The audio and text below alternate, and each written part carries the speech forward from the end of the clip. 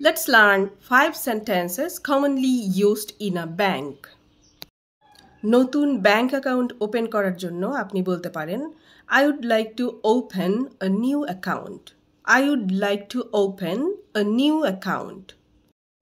Account balance জানার জন্য জিজ্ঞেস করতে পারেন Can you please tell me my account balance? Can you please tell me my account balance? টাকা জমা রাখার ক্ষেত্রে I want to deposit money. I want to deposit money. টাকা তুলে আনার ক্ষেত্রে I want to withdraw money. I want to withdraw money. লোনের জন্য আবেদন করতে চাইলে ব্যবহার করা যেতে পারে Can I apply for a loan? Can I apply for a loan? Credit কার্ডের জন্য আবেদন করতে চাইলে আপনি বলতে পারেন Can I apply for a credit card? Can I apply for a credit card?